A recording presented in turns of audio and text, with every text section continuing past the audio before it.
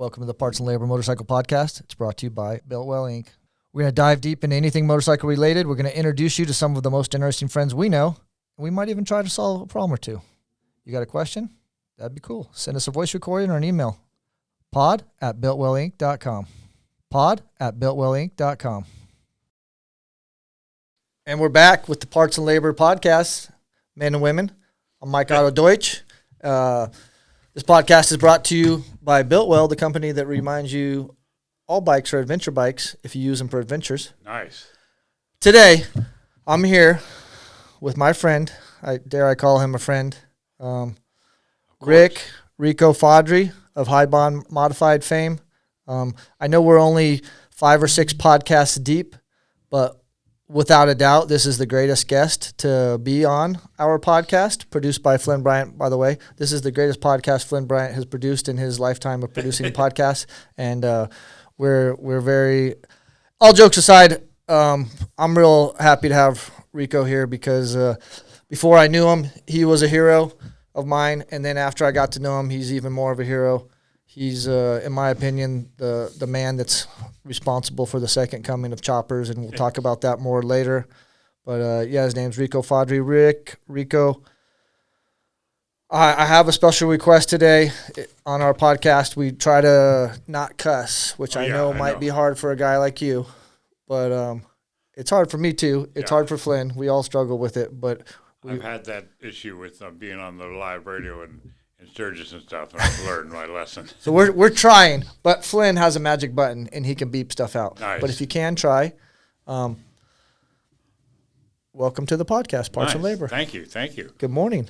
Thank you. Good morning. Thanks for having me. Why don't you start with your full name and where you were born? Rick John Fodrey, and I was born in Venice, California. Venice, California. Yeah. Okay. So no one knows your name's Rick. I call you Rick, but not too many people know. Where did the Rico moniker derive from? It came from, well, not really Wink. I think Wink Eller? Yeah. Shout out. Pretty much a nickname. Yeah. It's just from the biker. It's Rico. It was the Rico Act. Is a thing, and it's back in the day. Yeah. You know, it was a thing. Now it's just Rico. Now it's just Rico. Yeah. Okay, so you're born in Venice. Where'd you grow up? Santa Monica, Venice. Yeah. Okay. El Segundo.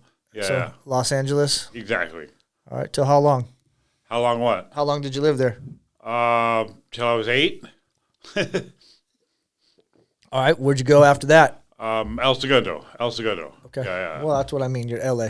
Yeah. When did you get out of LA? Because you got out of LA at some point, right? What happened? I came to Orange County in, I don't know, mid-'80s. Like 82. Yeah. Okay, so that's early 80s. Yeah. So you're a teenager by then? I was older than teenager. Yeah. Slightly older. And what were you doing in Orange County? I was working with music. I was working in music. So that was what brought me there. Yeah. You got a little bit of a musical history, doing some cool stuff. Tell us about that. How did that start off? You play instruments? You just a roadie? I play. Yeah. I just play. Just on my own. But a roadie, a sound manager, tour manager. All the deals for the road. Usually when you're the tour manager, you have to be the most responsible guy on the bus. Yes, exactly. When I think about Rick Fodrey, I don't think of being the most responsible guy on the bus. What happened between now and then that made you? I just had to be responsible. Yeah. Okay. I'm quite responsible. Yeah. So I know from talking to you, you've been on tour with some cool bands and all over the world, right? Yep. Talk about some of those experiences. What was maybe one of the cooler bands you've hung out with and toured with? Cool bands. I mean, everyone from REO Speedwagon to Offspring. I said cool. Yeah. You just mentioned two of the uncoolest bands of all time. Man, this is not. We're like 4 minutes in, and this is not going very well. The Pogues. Make something up if you got it. Yeah. Iggy Pop. I mean, okay. all Now kinds of stuff. you're getting cool. Yeah. Yeah, that's Yeah. I well, mean, some of it's only 2 weeks long. Chuck Berry, Iggy Pop, all kinds of stuff. Everyone from soul to rock and roll. Yeah, it's all. Done it all. arguably no one cooler than Chuck Berry. Yeah, exactly. He's the coolest. Well, the only cooler is Jerry Lee Lewis. Jerry Lee Lewis, yeah. He's the coolest. Yeah. Yeah, that would be cool. I imagine some of that was very influential for you. It helped shape who you are today. Exactly. What were some cool experiences, that you can recall that kind of maybe got you into the hot rod motorcycle music? To me, I'm born and raised in Southern California, just like you, so it's all kind of the same to me. You know what I mean? But now looking back, I realize they are different, although they get you to the same spot a lot of times.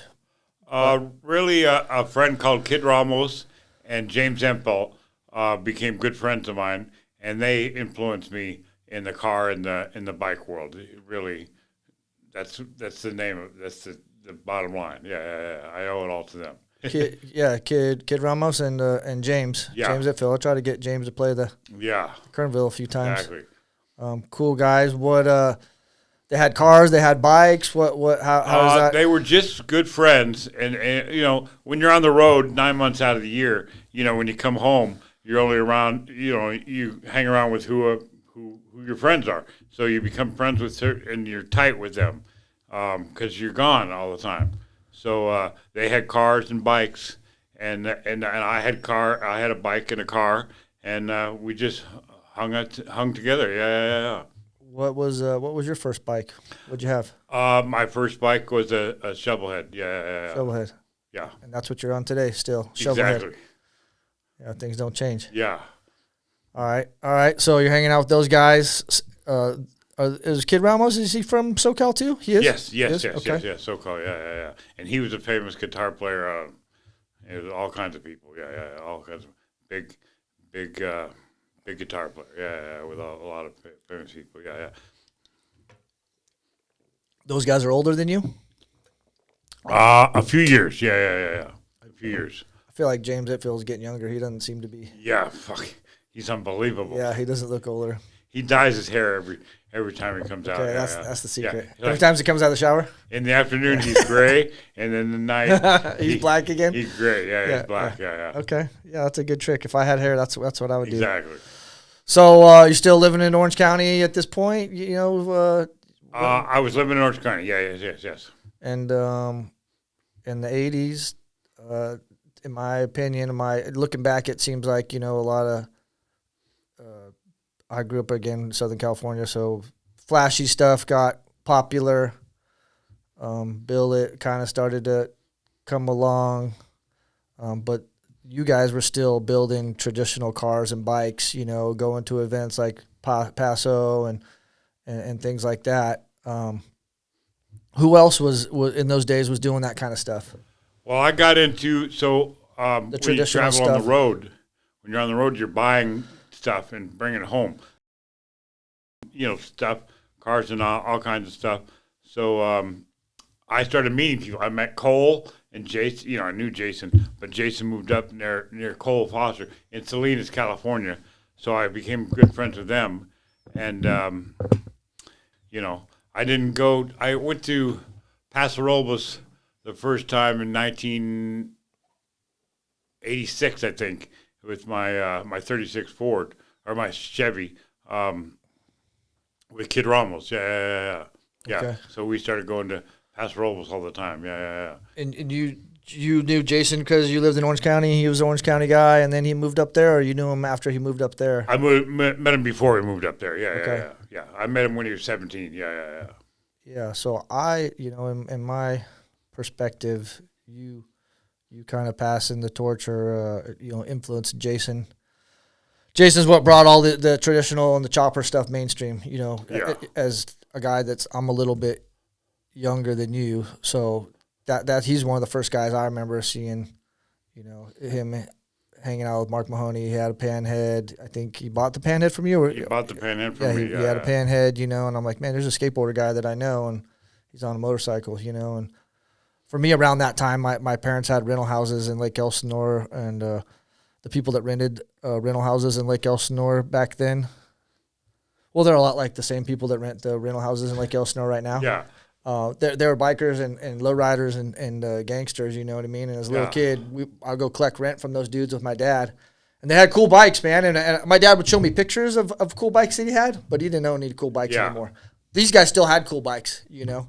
And so those bikes, I was a little kid growing up on a BMX bike or a skateboard, you know, and a motorcycle is a BMX bike with a motor on it, you know. So those things were very attractive to me, and I thought those were cool. But I remember, like I said, here's a magazine today. I brought you an old skateboarding magazine, Trans World, with Jason in it. And those are the magazines that I read, you know, that introduced me to some of this stuff at an early age. You know, again, my dad had some of that stuff and some of that history, but, you know, I didn't idolize my dad. I looked up to skateboarders and punk rock guys like that. So I think you're responsible for influencing those guys. Yeah, he got it all from Jason. I shouldn't say he got it all from me. I mean, you know, he went off on his own and created a lot of the stuff on his own, but all the motorcycle stuff came from me. Yeah, he was just a dork. I mean, he wasn't a dork, but he was. We were different. We were into bikes and cars and stuff, and he was into regular stuff. You know, he had Ford Rangers and all that stuff when he met me. Don't let that get out. What? Don't let that get out. Yeah. And he got out, and he went out. What happened was he bought my bike from me, and he was living in San Clemente at the time. He bought my bike from me, and he went to a lowrider show, and he was riding his in the park, and he walked. This crazy lowrider came out, you know, a bitchin' car, and hey man, is that Rico's panhead? And he said, yeah. So he immediately knew he had to move. So to create his own, you know, his persona, his own mystique. Yeah. So he moved to Santa Cruz. You know, I don't know. He was sponsored by them. It took me a few years to realize what he was, you know, who he was. Before he was just a kid that was buying motorcycles, you know, he was nobody. But then he moved and he started buying everything. Everything, yeah. Man, Jason has a lot of stuff. Yeah. He is, I've seen his collection in person, and he said he's been buying, like you said, for a long time. He's been buying it since a long time, yeah. He said he's never really sold anything, you know. He hasn't sold. He has everything he ever bought. Yeah. That's crazy. Pretty cool. Yeah. I bought a lot of stuff, too, and I don't have any of it. Yeah. I barely got a magazine. Yeah, but he bought it when it was expensive. It was cheap. Well, it's not really. Oh, he paid a lot. Yeah. Well, Rico, cheap compared to now. You're very frugal. Yeah. I don't know if you know this about yourself, but you're very frugal. So yeah. Jason might not have paid as much as you thought. Well, he got. You know, he had a video deal. He made the first video. It was a stick figure. You know, a video game. And he got $300,000. You know, he was 17 years old.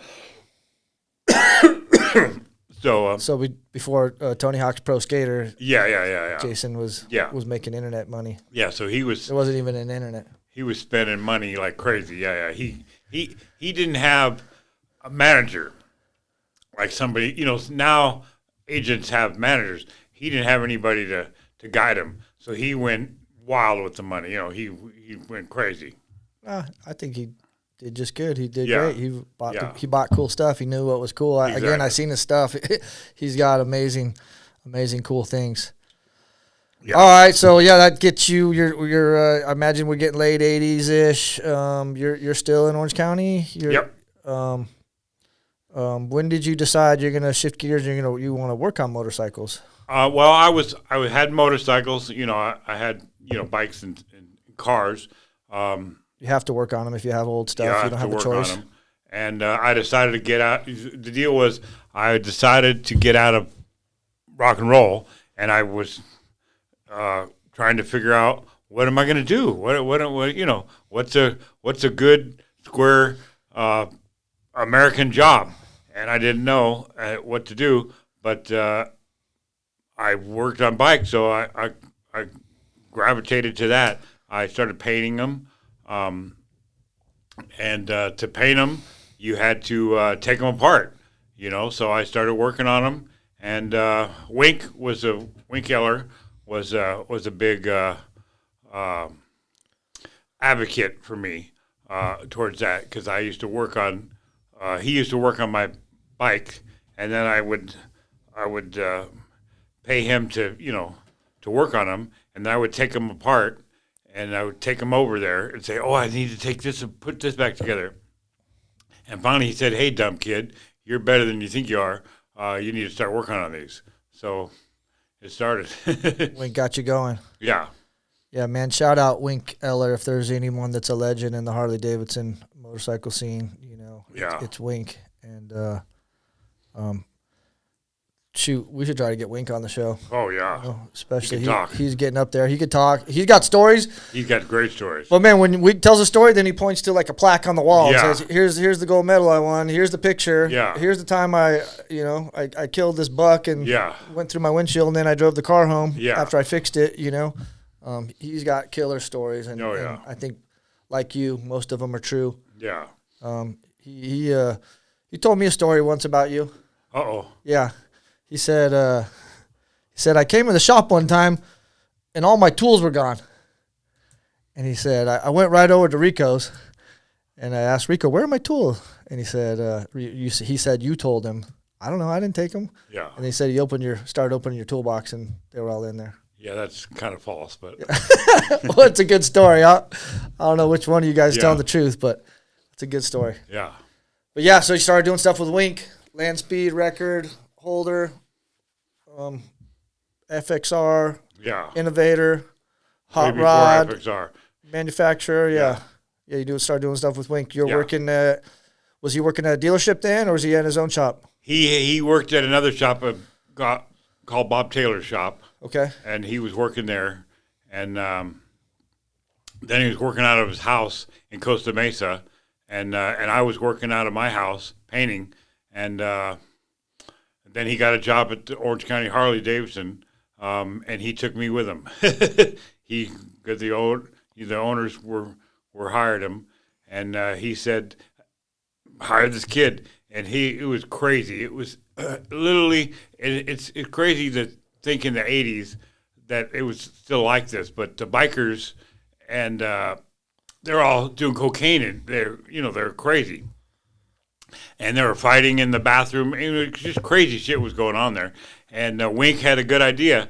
I want to train this guy, a modern and new, and leave that old stuff behind. Modern, that's what Rico calls young people. Yeah. He calls them moderns, just FYI. So we just put that in the Rico Rolodex for how, if you want to speak to him about younger people. Go ahead. So he wanted to train this modern, meaning you. Yeah, he hired me at the Harley dealer, and threw out all the junkies and the crap heads, and hired me in there. And I didn't know what I was doing. I literally went in with one little toolbox, and I didn't know what I was. I had worked at a chopper shop before that, but I didn't really know what I was doing. And we learned together. He taught me together. Yeah. It was crazy.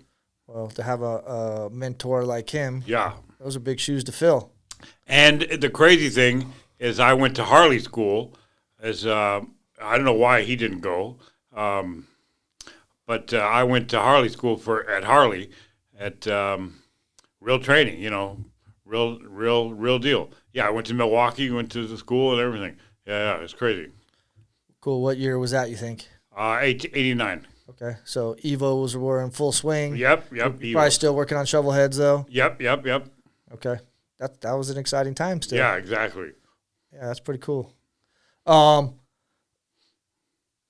You can confirm or deny this rumor. Are you a sinner? Yes. I mean, we're all sinners, but were you a Sinners Motorcycle Club member? Yes. Are you still? Yes. Okay. When did that start and come about? How does that? Where was that? Where is that in the timeline? I don't know.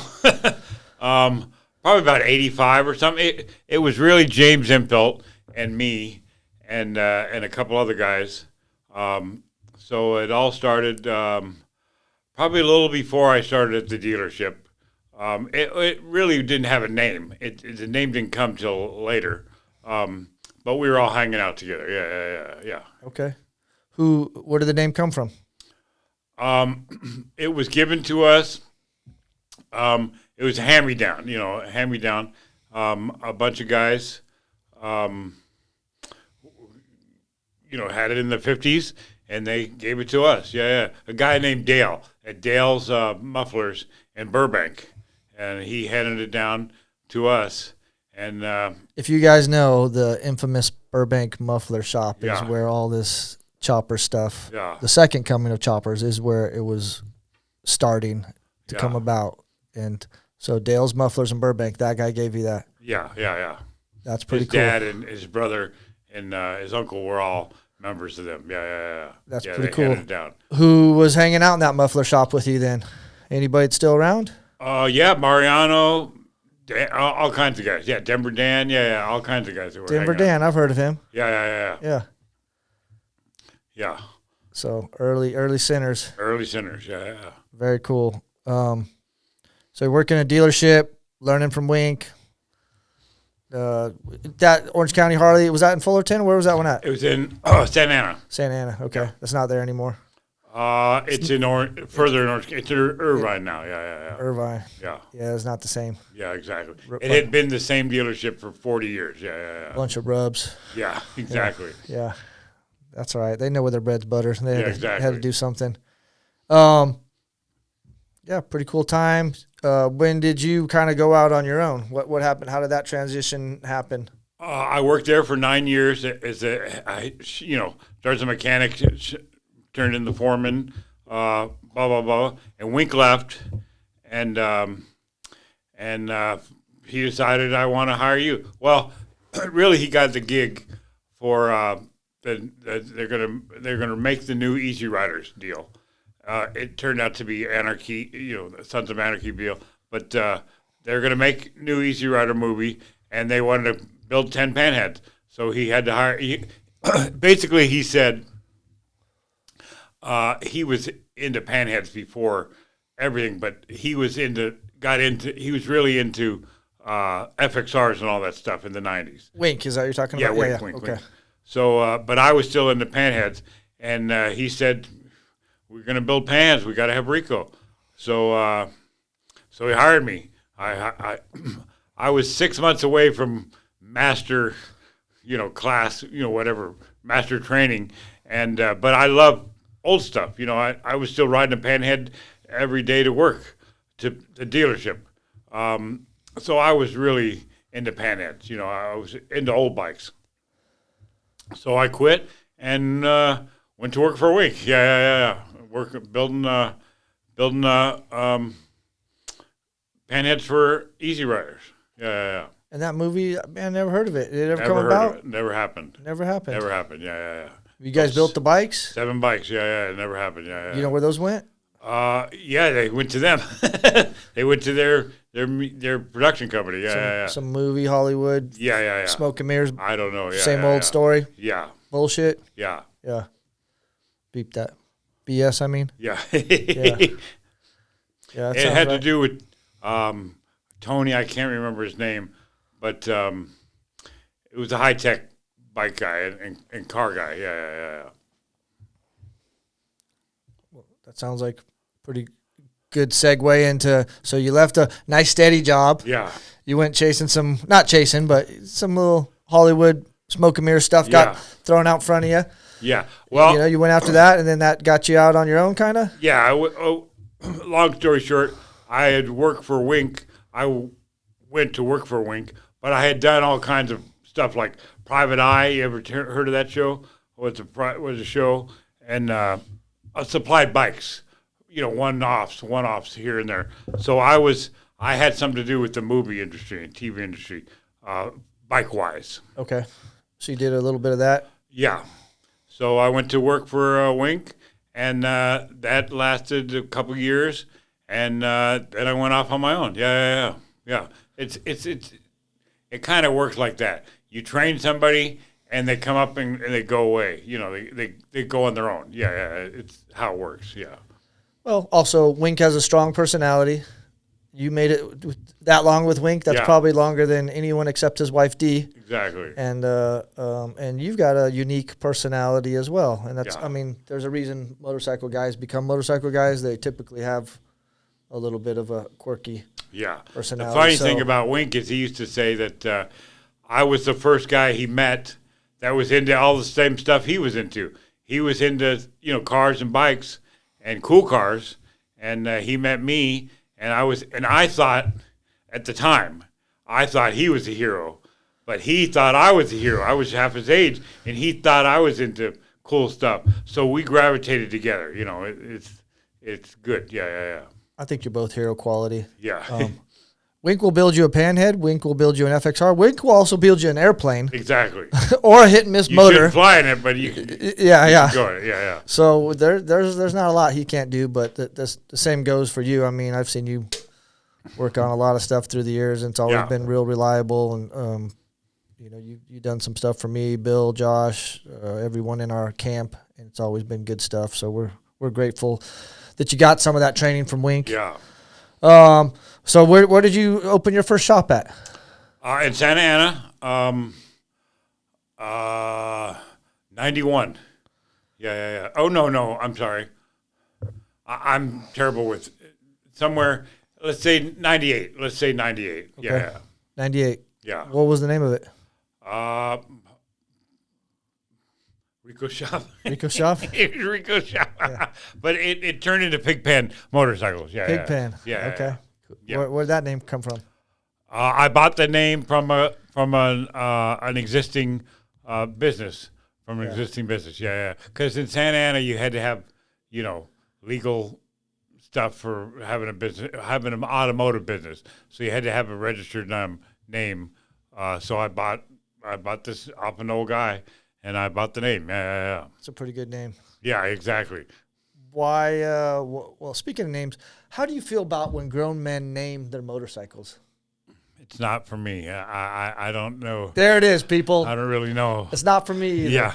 Yeah, I'm with you. Thank you, Rico. We didn't talk about that before, but that just came up organically. Yeah. I think it's really weird. Bike people have their own. They ride all the time. They don't ride. They ride for fun. Great. They ride for long distance. Everybody has their own thing. Well, it's the same with the names. Everybody names wants to name their own name, and I it's not for me, but it's good. It's good for them. Whatever they want to do. I'm all about. I'm all for riders. So whatever they do is fine with me. But I'm not into it, I think if you name a bike, you give it a personality, and if you want to sell it or turn it on later, you give it. It's for you, but it's not for the next person, So you kind of mark it or something like that. Yeah. Crazy. I think people might think they like marking it or something. Yeah. I don't know. It's funny because I see a lot of people, they'll do that. They'll name it and they'll do all this and they'll go to sell it and it's not sellable. It's the whole thing. Like my buddy Cuddy, he names every bike and it's time to sell it. Well, they want it different. They want it to be theirs. Harley deal is they want to build their own thing. It's theirs. They want to make it theirs. So it can't be yours, so it's no good for them, Yeah. So it's better to leave it, but everybody thinks that the bike is going to be theirs forever, so they name it, that's how it is. Yeah. I call my bike the black bike, the red bike, the blue bike. Yeah. I don't know. Yeah. But that comment was not directed at Cuddy Noteboom. Just no, Cuddy. no, absolutely Rico not. brought him into the picture, but no. Yeah. Cuddy's built some iconic bikes with some great names. The Yeah. Plum Smuggler. Yeah. The Sinner's Prayer. Yeah. Speaking of, if we go back to the Sinners, what about the Sinners movie? What about it? Where did that idea come from? Two movie kooks two kooks approached us and wanted to make a movie. I mean, they had an idea, Bebop-A-Lula and rockabilly dancing, and it didn't turn out that way. I would be lying if I said I have not watched that movie 100 times. And between that and Jason, that didn't make me want to have a chopper. Yeah. So now I've watched that movie lately, and it's a little beboppy as you mentioned, but it's still a powerful movie in that it's some friends putting together a motorcycle. Cuddy, you, some other guys. Well, I had that movie lives all over the world. Yeah, I had a lot of issues with it, against it, but the bottom line is it promotes motorcycling and it gets people into doing choppers, not even choppers, just motorcycles. So it's good. It's a good thing. Yeah. It is a good thing. Yeah, I exactly. think the net effect is positive. And people do motorcycles themselves. Not everybody can do it themselves. Some people have to pay people. I'm one of them. Yeah. And I'm thankful for that. That's my job. It's a good thing to work on themselves on that choppers themselves and cars too the same. So it's good. Yeah. It's I have a positive outlook towards the movie now than I used to. Yeah. Yeah, you should. Yeah. Should. It was like I said, it was a positive influence on a lot of people my age. And yeah, we had all kinds of not infighting, but issues with the promoters of the movie, producers of the movie. So that was all personal stuff. But as far as it goes, the movie itself is solid. Yeah. Yeah, I think that's normal when an outsider tries to shine a light on something they don't understand, a world that they're not familiar with. It's bound to be misconstrued. Exactly. So no shame on them. They might have been kooks. I'm sure they were kooks, but they probably thought what they were doing at the time was correct. Exactly. And so again, that was a powerful movie. It's cool that I think you can YouTube it, I'm sure. Oh yeah. I'm sure you could catch Rico. Yeah, I think they still have a website about it. Yeah. So you called your shop Pig Pens. How did it become HiBondModified? Because that's the current iteration, am I right? Yes. HiBond was probably 99, 98, 98. Well, somewhere in the early 90s. Late 90s. No, in the mid 90s. Mid 90s. It was something that me and Jason and collected the name we came up with a bunch of it was personal. It's HiBondModified it's about bonding and modifying and all the stuff and being high while you're doing it. Not being high when you're doing it. No. But okay. Sorry. But I mean, that's when some of the best bonding happens. I don't get high anymore, but I've been high for a long periods of time, and there's some bonding going on. Specialty. Exactly. Yeah, I get it. Yeah, and I just we created that name, and I created the name around it. Yeah. And I probably in the late 90s, in the mid 90s, mid 90s when it started. In the late 90s is when I changed the name. Yeah. It's a great name. I'm in love with it. Yeah. I always thought it was cool. Equally cool is your motto. Who came up with yesterday's technology today? Yesterday's technology is actually Cole Foster invented that. Because we were working on yesterday, we were working on old junk today, yesterday's technology today. Yeah, we were working on stuff 50 years old today. So that's so good. Yeah, it's crazy, but it means something. So it's nice. Yeah. I would love to get Cole on the show. Yeah, fuck. Yeah. I know that would be damn near impossible. Yeah. Even if we went to his house. Yeah. But I would love to have Cole on here too. Oh yeah. He's a unique person as well. Yeah. That's you're lucky to have got some of that. So Pat Foster and Cole Foster, Cole's dad, if you guys don't know, is drag racer extraordinaire, one of the in Southern California in the 50s, 60s, and 70s, man, drag racing, the hub, and it still, you might argue, is the hub of all things hot rod. They were throwing stuff at the walls and seeing what stuck, and Pat was at the forefront of marked cars and anyone else. Yeah. Officially drove marked cars, and I worked for him. I worked for him during the end. So it was an honor. Yeah. I bet that was an honor. Yeah. Man, I wanted to ask you. We'll get into it. You moved shops recently. What happened to Pat's car that you had forever, man? Pat's car? Yeah, that car wasn't that his car, the Dart or whatever. Oh no, that wasn't Pat. That was the car I used to tow his cars. Yeah. Okay. A push car. Yeah. Where's that thing at? Yeah. I sold it. Yeah. It hadn't run. It had the slippery. Where's it at? Just answer the question. Where's it at? Yeah. It's in Rancho Cucamonga. Okay. Yeah. That was a cool car. Yeah. It had a slippery tranny, and it had a slippery title too. No. It wasn't registered. Yeah. Yeah, I know. Yeah. But whatever. Okay, so HiBondModified, man, you were in Pomona forever. The only way I could find your shop usually was that car. All those neighborhoods, those little neighborhoods next to the tracks, they all look the same. And I would drive around because I didn't want to bug you because I was usually running early. You might have been running late or vice versa. A lot of times I would show up and you'd been there for a long time. But I never wanted to bug you for that or like the address again. And so I would always just drive around until I saw that little Dodge Dart. Yeah. It was a Dart? Yeah. I'd see that Dodge Dart. It was actually a Scamp, a Plymouth Scamp. Scamp. Yeah, okay. Same car. So you were in Pomona for a long time, man. Yeah. I think a lot of people put Rico and Pomona like they're synonymous. 24 years. Yeah. 24 years. That's a long run. How long at that little shop? The one I'm referring to. 20 years. Yeah. 20 years. Yeah. Yeah. It was next to the bathtub cheese factory. Yeah. Yeah. I remember going there before it was gated. Yep. And you were there for a long time. You're not there anymore. You recently moved. I moved to Vista. Yeah. I moved Rico to Vista. Fodrey moved shops. He's down in Vista. Yep. Moved everything up to Vista, and I'm happier. I'm much happier. Yeah. Got out of the ghetto and into the rural world. Yeah.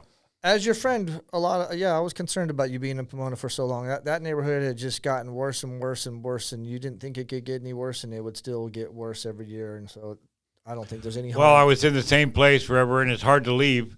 And you're established. You're just there. It's just easy to do. And finally, I said, I got to get out of here, and I got to go somewhere else. Yeah. So I moved with near a friend, and I'm much happier. Yeah. I'm sure your customers. A lot of them are like us, where we've been with you forever. We don't care where you are. We're driving. Actually, I prefer to drive down to Vista. I might be able to go surfing or something. Yeah. It's a little bit funner place to visit. So it's funny that the first customers was one from Woodland Hills and one from Rancho Cucamonga. So they came. Yeah, they followed. Yeah. They will. Maybe you lose some of the crappy ones. Yeah, exactly. Maybe Bronson quits coming over. I don't know. Shoot, sorry, Bronson. We get Bronson on the show too. Get some Budweiser in here. Yeah. Probably not ever get Bronson on the show. He'd be too many drugs. Yeah, Whoops. Yeah. We don't need to have Bronson on the show. So you sold the Dart, man. Did you sell your Honda? Sold the Honda. I know you had hit me up. Yep. It just wasn't in the cards for me. Yep. Sold that to a kid. Yeah. In Upland. Yeah. Rico had this iconic CB750, bitchin' blue paint job, prism tank, little girder on it. It had soul. The bike had soul. It had soul. The bike That's had serious soul. It had soul. I believe that. It did have soul. And that thing, Rico would ride it to all our events. He'd have a little. He'd have his EDR flip flops bungee corded to the bars for 100 years. I don't know how. It shows that Rico's a good mechanic because those flip flops would blow out after one night. You know what I mean? And Rico kept his alive for years and years and years. And that bike it just had the look. It was a cool bike. Yeah. And you were riding that bike, and then you started. Did you start dating One Tank Frank? Is that how that? It was because you had them both at the same time for a minute. Exactly. You were riding them both. Yep. And you got One Tank Frank.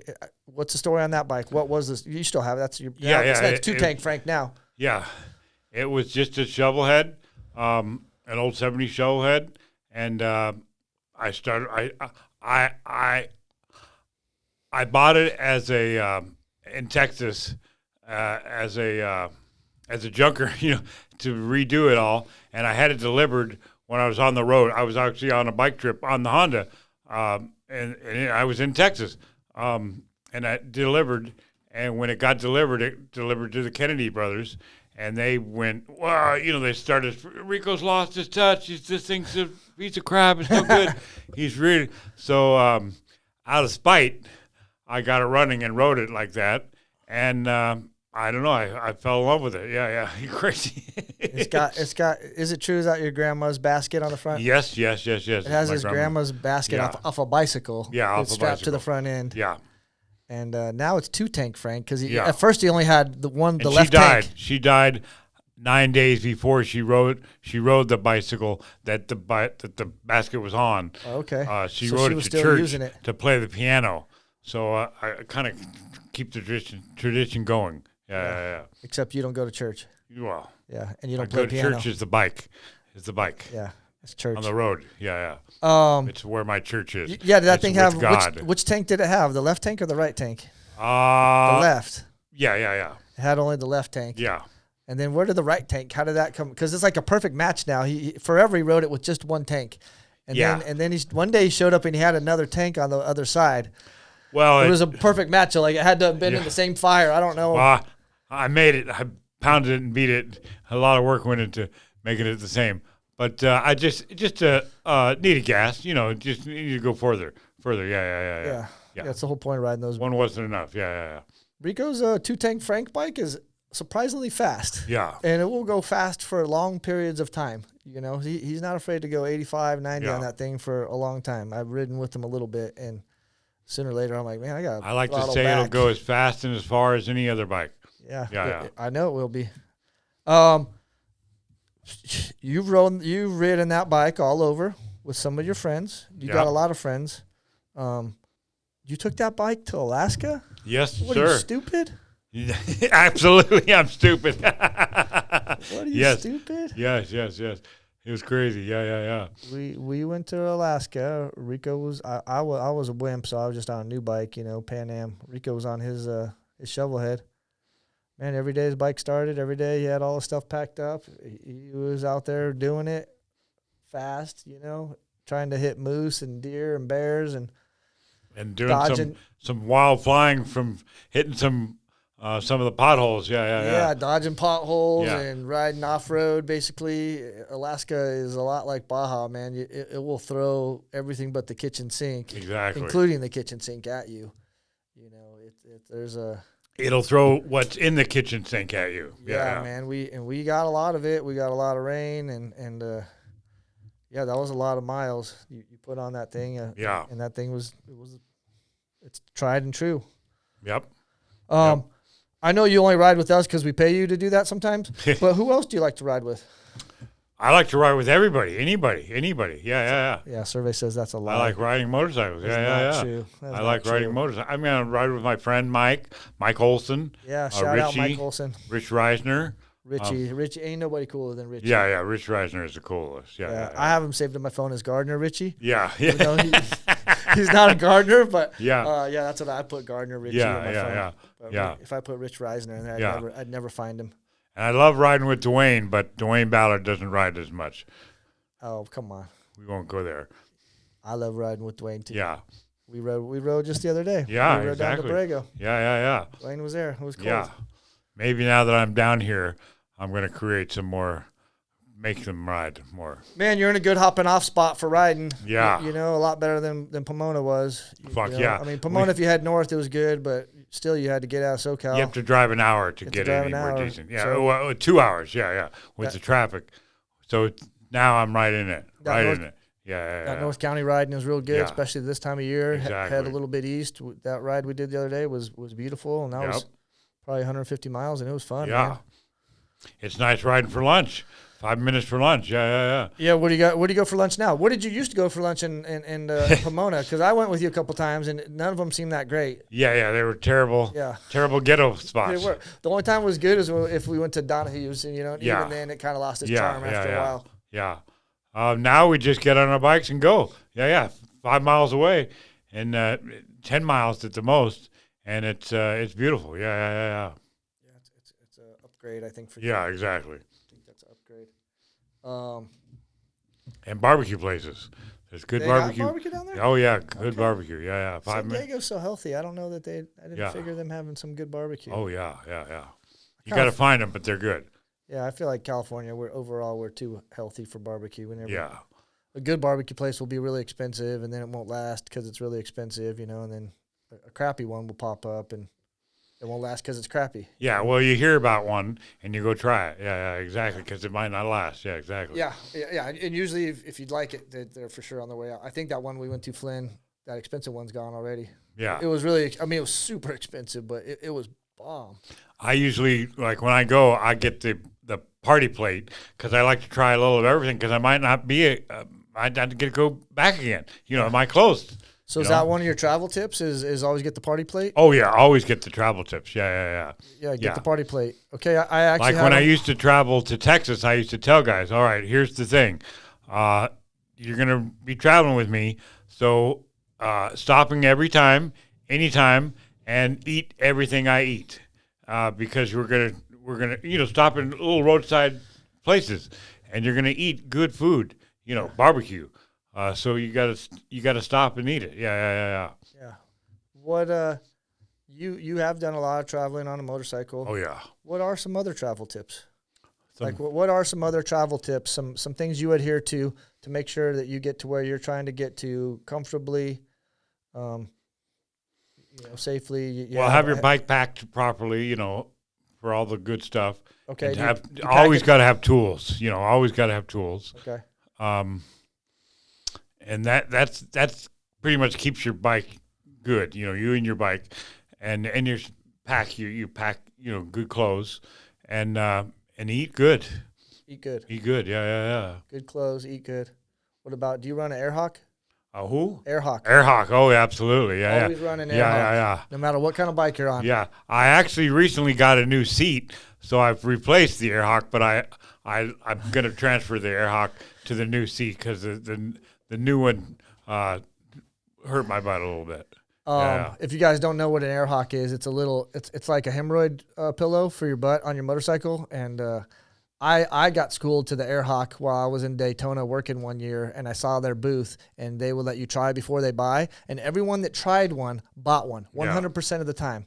Much like the clock windshield. Yeah, I own two. I own two because in case they go out. So I started running an Airhawk, and I showed Rico. I gave Rico an old one, and he's like, "Oh, I'll never run this. I'll never run this." And then he ran it, and he's like, "It's the best thing ever." Yeah. But Rico's a little bit more of a man than me, so like he took his and he like hit it. He like put it in the cover of his seat and kind of like made it to where you couldn't see it. Where I don't care enough. I'm a wimp, so I don't care what people think. But Rico, he's a sinner. So he's got this certain they'll kick him out of the centers even though he's one of the founding members. So he stashed it in this little black T-shirt cover thing to make it to where people couldn't see that he was running an Airhawk. I would be still Airhawk riding. is a pro move on any bike, chopper especially. Yeah, I'd still be riding rigid if I discovered Airhawk 15 years ago. Yeah. No, it's a magical thing. They make them in all shapes and sizes. You blow. Well, it's up to your butt's preference, but I like just a little bit of air. Like I don't need much. Oh yeah. But they're a miraculous thing. Yeah. I got them in all shapes and sizes, and I put them on my bike, and I don't hide them because It saved my ass in Alaska. Fucking A. Oh yeah, that would have been That's just kind of when you're riding multiple hundreds of miles every day, no break. I think Josh had 3 of them in Alaska. Yeah. No comment. Speaking of Alaska, remember we were at the border and we're trying to get into Canada from Alaska? I had my paperwork because I knew I was going to have a hard time getting in there because I've been in a little bit of trouble before. Nothing very cool, just DUIs. Like I didn't rob a bank or anything, long car chase. I'll be honest, I'm not that big of an outlaw. But the guy at the gate said that you had been in a fight with a cop or you told him it was a firefighter. Which was it? Was it a cop or was it a firefighter? It was neither one of them. I don't know what that. Well, there was some charge where they didn't want to let you in. Charge, yeah, but they didn't want to let me in. Let's just say that they didn't want to let me in, and I stayed there for more than a few hours, And yeah, all of us had to wait for you. all of a sudden, had to wait for me. Yeah. Yeah, we were coming out of Alaska into Canada, and again, I knew I was going to have a little talk with them. I had my paperwork in order, and then I got through pretty quick, and I'm like, cool. Yeah, I had Here's more than a Rico, and then talk. they told Rico, "Hey, get off your bike and come inside." I'm like, "Oh man, Yeah. this ain't gonna be good," And then we laid down and took a nap and texted till our phones were dead, and then ate some snacks, and then he still was in there, and it was Well, like, I we was started to throwing- make plans like we're just gonna leave him, he'll figure it out. But I was thrown out of Canada in 2000 at the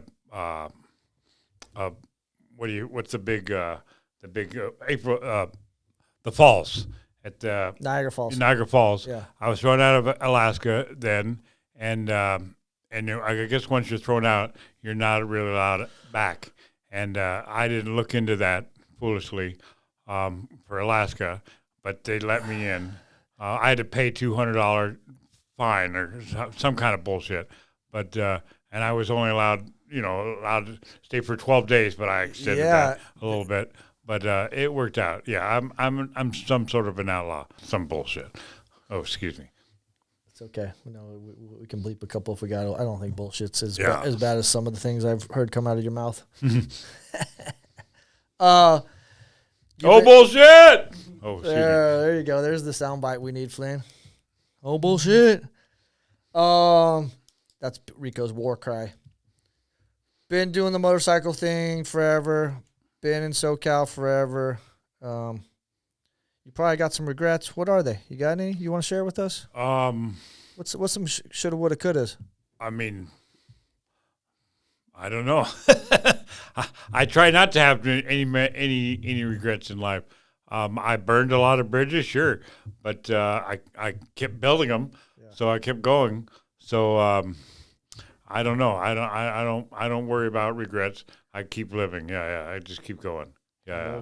I love it. What are some things that make you happy these days?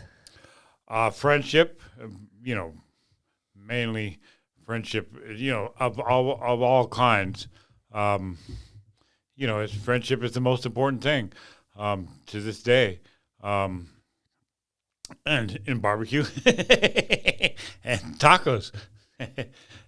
And that's really it. That's important stuff. Yeah. And motorcycles. I mean, I love motorcycles. Yeah. I'm addicted to motorcycles.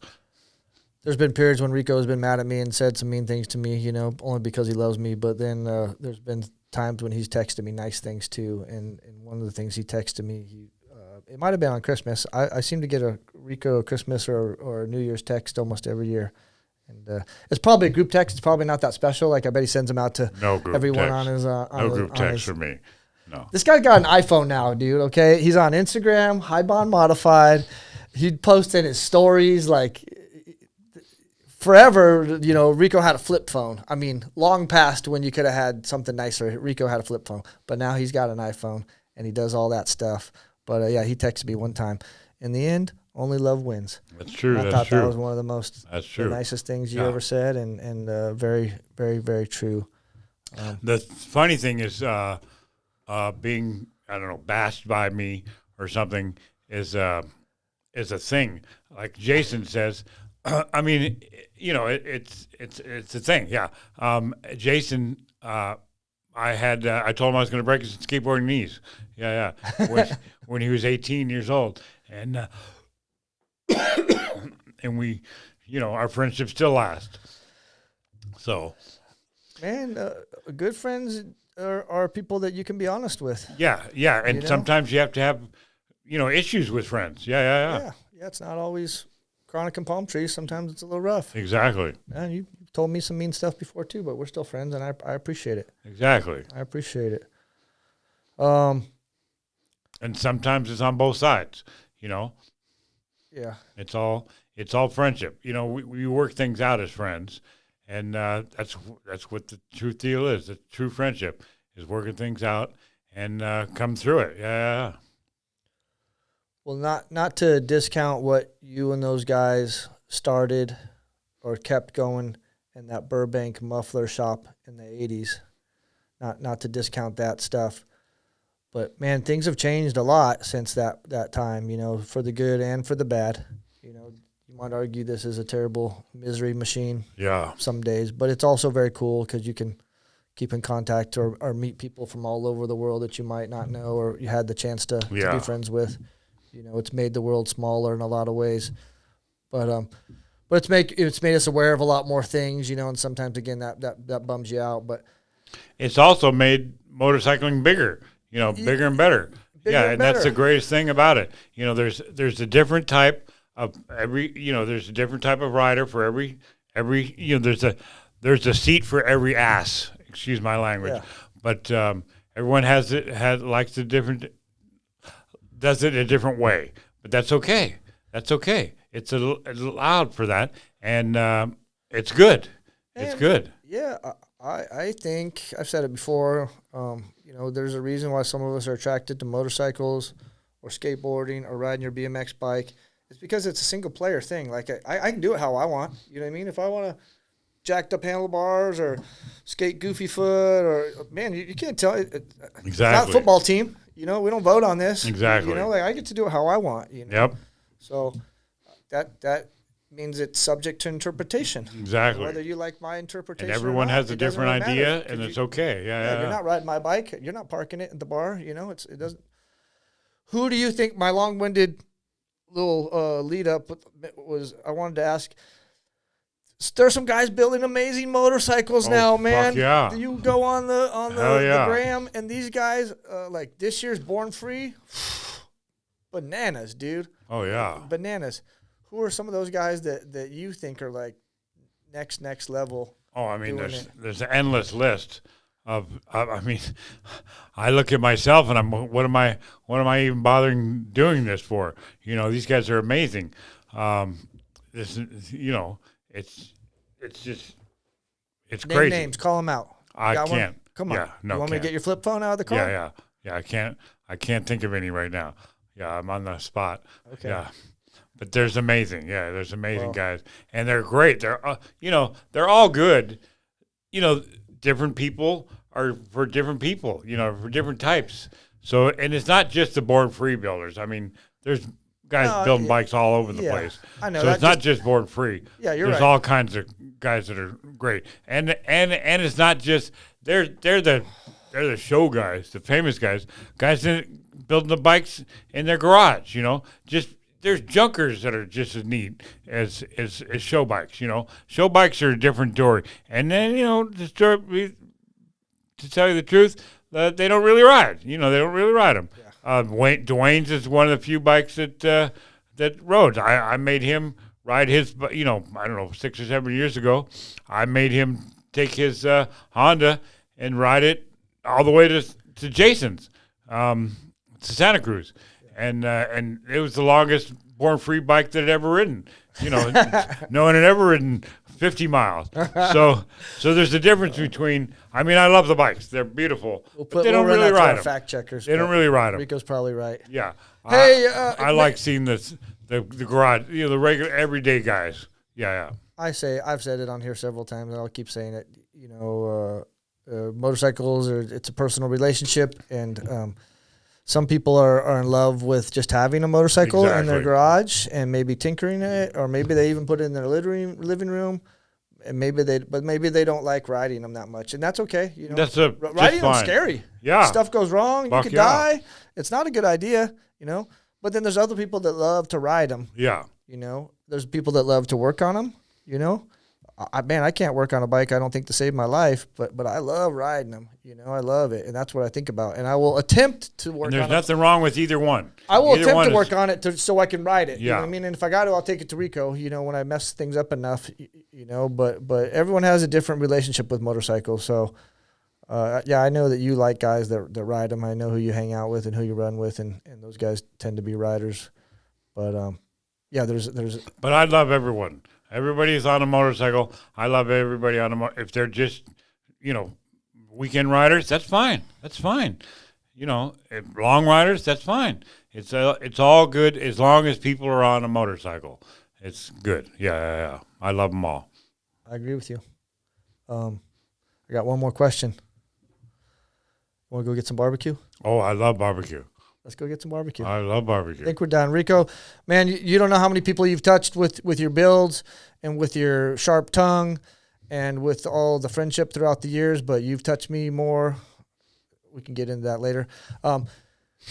I appreciate your friendship, and I appreciate, what you've done. And again, I don't think I'd have a chopper back there on the lift if it wasn't for you and some of your buddies. And Thank so you. I know where I come from, and it's coming from guys like you, doing it a lot at a higher level and stuff like that. But you influenced a lot of people, and you still do it, and you've been doing it for a long time. And you're aspirational. I don't know about the figure. second coming of choppers. Well, you are. You're the one that tied the first guys to do it when in the 50s, 60s. You're the one that tied them to the guys that are doing it now, man. Maybe. The guys that are doing it, I won't name names, but Jason influenced them. Yeah. And now this stuff's been going on so long. Those guys have been influenced by the second wave, the third wave. And that's the truth, man. That's the truth. And if you're skateboarder, BMX, guy, you grew up and you've seen the Jasons of the world, and you're like, man, that's what I'm doing next. Yeah. So Jason, who isn't a rider. Yeah, hey, it's all right. You don't have to agree with that statement, but I think everyone watching this podcast, all 43 of them, they would. All right. They would agree. Good. So thank you. I appreciate your time. It's an honor to be on the show. Appreciate your time. We're both excited about having you out here, and now we'd like to go get some barbecue with you. We're going to put it on the company card, so we're going to find the most expensive barbecue within 20 miles that we can. Crazy. And we're going to call it work. All right, great. All right, Rico, I love you. Love you too. Thanks, brother. Thanks for having me. Thank you very much for listening to another episode of the Parts and Labor Podcast, brought to you by Builtwell. You got any feedback? You got any questions? Send us a voice recording or an email at pod@builtwellinc.com. That's pod@builtwellinc.com.